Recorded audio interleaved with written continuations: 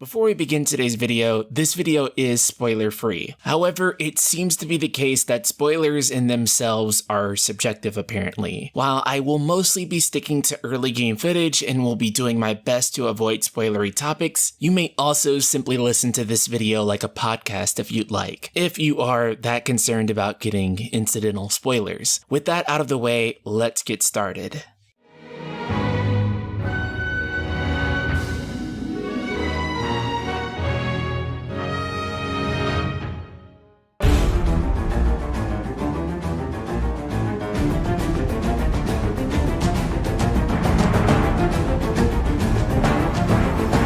It is finally here, the long-awaited Final Fantasy VII Remake. And, at long last, I've also played and completed this game, something that, even after the game was announced, I never thought I would be able to say. Its controversial multi-game structure, its brand new battle system, and a whole host of new changes from the original. Is this the game that fans have been hoping for? I can honestly say, mostly. Final Fantasy VII Remake sees us back in the shoes of mercenary Cloud Strife, opening with the iconic bombing of Mako Reactor 1. It's after this, however, when you see FF7R's true goal, to take everything from FF7 and expand upon it in a massive way. Rather than being a one-for-one remake, this first game in the series focuses on the Midgar arc, and shows a light to it in which we've never seen. Roaming the streets of Midgar and exploring the slums shows you a side of the city in which you only imagined growing up. That being said, do not go into this game expecting GTA Midgar. While Final Fantasy XV introduced the concept of open-world gameplay to the franchise, Final Fantasy VII Remake is one of the most linear entries to the franchise yet, due to the structuring of this arc, as that is the only way to properly tell the story of Midgar. However, unlike something like, say, Final Fantasy XIII, Final Fantasy VII Remake's linearity differs in that the game has a sense of wide linearity. It never feels like you're being forced down a hallway, but rather each area is inviting you to stay as long as possible with side quests and other activities to complete. And you will want to do them, as this game has several points of no return. I cannot stress this enough. Take your time with this game. There's a lot of subtle details that can be overlooked or missed. There's also plenty of items, materia, and other things that you can only get at certain points, so be sure to be vigilant about exploring an area. Something you couldn't do in the original game is look up and see the plate above you, giving you a very good impression of what really living in Midgar would be like. It is hauntingly beautiful. You see all the destruction and debris in the slums, mechanical parts, tire wheels, and everything you'd imagine in an industrial wasteland. This game honestly surprises me with how many unique assets it uses to build its strange dystopia. And ultimately, I left the game feeling like Midgar was a real place that I had been to. While this game is gorgeous and features some amazing artistic direction, in this pre-launch version of the game, there were some technical issues that sort of held it back. Textures simply wouldn't load, leaving a vaguely flat-colored object. Or when they did, they would be painfully low resolution to the point of where they could even be considered substandard for the generation. I'm not too worried about this, as I'm pretty positive that Square Enix will be fixing it with a post-launch patch. The game, however, completely shines at its best during combat. Arguably the best combat system that Square Enix has ever made. Typically with action RPGs, at least compared to turn-based ones, you tend to have less control over your allies and generally less options. Final Fantasy VII Remake subverts this entirely. At any point in time, you can switch to any other character and control them directly, and each one of them controls entirely different and unique. While playing as Cloud, it may feel like a traditional action RPG, but then you switch to Tifa and it feels more like a brawler. Barret is more suited for long range with his gun arm, and Aerith is the most optimal mage of the group, and the game is always putting you in a situation where you need to switch between them all the time. While you may have your favorite, the game's excellent enemy and boss design will constantly force you to be proficient with all of them. Furthermore, even though you're playing as one character at a time, you never feel like you don't have control over your other characters. At any point in time, you can press L2 or R2 and give your characters commands to perform directly once they build up enough ATB. For those unfamiliar, ATB, or Active Time Battle, is a gauge that allows you to take specific and more powerful combat options. As the name suggests, the gauge will build up over time, but it builds significantly faster by successfully landing or blocking attacks. This means that if you want to do things like heal or use items, you'll have to land a few attacks, evade out, and heal without the enemy canceling you out of your attack. You also lose your ATB charge if you're cancelled out of the attack, which I don't mind, but if you're cancelled out of a cast, you also lose the MP for that failed cast. Now, if you're thinking, that does sound kind of challenging, it honestly kind of is. Actual, well-balanced difficulty in a Final Fantasy game. Boy, it's been a long time since we've had that. But it really does such a great job to serve the game's sense of urgency. Even on the game's normal mode, you will likely see the game over screen quite a few times. However, don't be intimidated. The game is not overly hard, you probably just used the wrong approach. This game is absolutely not a button masher or hack and slash. It is very strategic. If you don't approach every battle with exploiting your enemy's weaknesses, you will get clapped. It might be controversial to say, but this game, particularly its mid to late game, is every bit as strategic as the original Final Fantasy VII, maybe even more. However, if you do find yourself struggling with battles, this game allows you to repeat them as many times as you need, placing you just right outside of the fight. Typically, the key to success in battles are your materia and weapons. Materia for the most part functions similarly to how it did in the original FF7. Unique abilities and magic commands that you find throughout the world, buy from shops, or receive from completing side quests. Materia also of course grows and becomes stronger and unlocks more powerful magic as you go along. It was one of the strongest aspects of the original, and that's still the case in the remake. However, what's really new in this game is how weapons are treated. In the original game, upon receiving a newer, stronger weapon, you'd oftentimes find yourself just tossing out the old one. Here, that is not at all the case, as each weapon has its own unique ability. Even weapons that have stats that aren't necessarily suited to your playstyle are still useful as they have a unique ability. Your character can natively learn these abilities over time by maxing out its proficiency. Once that happens, you can switch weapons and still use the previous weapon's unique ability. You can also use SP to level your weapons up and make them stronger. For example, if you wanted to use the Buster Sword for an entire playthrough, that's now entirely viable. You can even level it up so that it has additional materia slots, so you aren't losing on that aspect either. The game's growth systems are absolutely addictive and some of the most satisfying I've ever played. And ultimately, that feeling of satisfaction is what they nail in this game. Though there is one area in which my satisfaction is somewhat mixed. Without discussing any specifics for the sake of avoiding spoilers, you'll just have to trust me on this one. The writing in this game is very good up to a certain point. The characters and their dialogue is absolutely fantastic. Everyone sounds and acts exactly like they were supposed to. If you liked a character previously, you'll absolutely love them here. And if you didn't like them, this might just turn it around. Characters like Biggs, Wedge, and Jesse are pretty near and dear to my heart now. I was also really surprised by characters like Tifa, who've been fleshed out on top of everything there already was for them. Tifa in particular feels like a very multifaceted character with a lot of depth, and I found her to be very relatable. Her voice acting, as well as the rest of the English cast, sounds absolutely phenomenal. Cloud finally acts like you would expect him to, and not the so-called emo Cloud that we've seen in Advent Children or Kingdom Hearts. Everyone's interactions in the fantastic English voice cast generally help me understand these characters in a way that just reading text didn't. Unfortunately, I can't say that all of the new writing is good. There are some things in the game that will feel like straight up padding. At best, this padding will just be an issue like a dungeon going on longer than it should, and I think at the worst it was an entire dungeon having to be repeated in fighting a modified version of the same boss. The silver lining is that if you never played FF7 the original, this probably won't come across as padding. Though sadly, if you have played the original, you'll notice it and you'll be thinking, this section sort of moved a little bit faster and at a better pace. That being said, none of it is a deal breaker in any regard, and it's hard to do a project like this without any padding. This all being said, for the most part, the way the game is presented is absolutely phenomenal, but it does dip into some strange territory sometimes. There's a lot of new plot elements that I can't discuss without spoiling it that make me question what on earth they were thinking. At times, Nomada will go off into almost nonsensical territory, and sadly, one of my favorite scenes from the Midgar arc was removed without good reason. And yes, there will be a full video on that coming. That all being said, the game does a great job at tackling its themes, and the majority of it is well written. There are so many times where this game will have you laughing, crying, and feeling a very wide range of emotions. It's the type of feeling I haven't gotten from a Final Fantasy game in a very long time. So how do I ultimately feel about Final Fantasy VII Remake? FF7R, despite some of its unfitting new story elements, occasional padding, and some minor technical issues, is one of the most significantly enjoyable games that I played this generation. And furthermore, I found this game easily to be more enjoyable than Final Fantasy XIII or Final Fantasy XV, and would go as far as to say that this is the best Final Fantasy since at least 10. It captures that feeling only old school Final Fantasy had. Ultimately, while playing this game, I couldn't help but think,